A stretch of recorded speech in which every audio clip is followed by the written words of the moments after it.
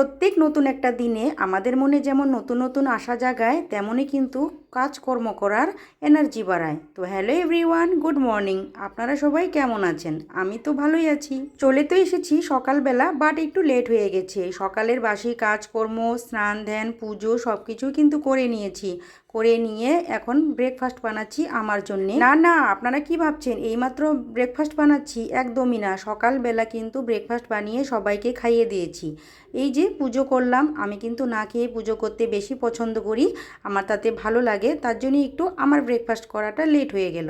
তারপর কি করলাম, ঘরদার সমস্ত কিছু গুছিয়ে একদম চলে এসেছি রান্নাঘরে। আজ যেহেতু সানডে, তাই ভেবেছি আজ রান্না করব মটন কষা আর পনিরের ঝোল।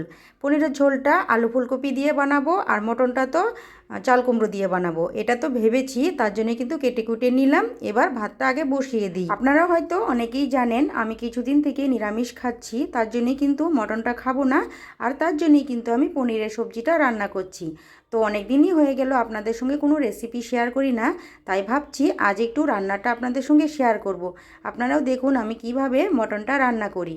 তো প্রথমে আগে খুব ভালো করে মেরিনেশন করে নেব, এটাই আমার কাছে বেস্ট প্রসেস। এই যে রেগুলার মশলা যা লাগে, আদা রসুন কাঁচা লঙ্কা পেঁয়াজ সব কিছু পেস্ট করে দিয়ে, কাঁচা পেঁয়াজ দিয়ে দিলাম, তারপরে জিরের গুঁড়ো দিয়ে দিলাম, সর্ষের তেল দিয়ে দিলাম, সরি সর্ষের তেল না সাদা তেল দিয়ে খুব ভালো করে মেরিনেশন করে অল্প সময় রেখে দিলাম। আমি কিন্তু ভেবেছিলাম যে শুধু চাল কুমড়ো দিয়েই রান্নাটা করব, তারপর ভাবলাম দুটো আলুর টুকরো দিয়ে দিই, এতে ভালো লাগবে। যাই হোক, এই চাল কুমড়োটা ভেজে নিলাম, ওই তেলে আবার পনিরটাও ভেজে নিলাম।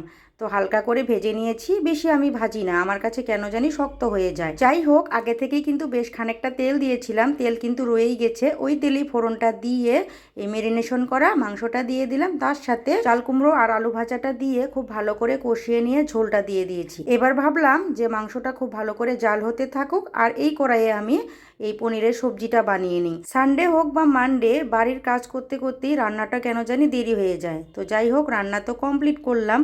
তো চলুন সব কিছু দেখিয়ে দিই, কালার কেমন এসেছে আর দেখতে কেমন হয়েছে। কালারটা তেমন আসেনি, যেহেতু কাঁচা লঙ্কা দিয়ে বানিয়েছি। আর এই যে দেখুন, পনিরের সবজিটা খুবই টেস্টি হয়েছিল সত্যি কথা বলতে। তো যাই হোক, দুপুরে রান্না বান্না খাওয়া দাওয়া সব কিছু তো কমপ্লিট হলো। এবার চলে আসলাম বিকেলের কাজকর্ম নিয়ে।